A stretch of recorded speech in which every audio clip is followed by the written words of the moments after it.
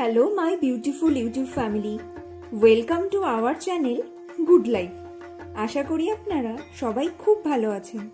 আমরাও কিন্তু খুব খুব ভালো আছি। আজকে আমরা আপনাদের জন্য আরও একটি নতুন ভিডিও নিয়ে চলে এসেছি। আর এই ভিডিওটি আলিপুরদুয়ারের গণেশ পুজো পরিক্রমা নিয়ে।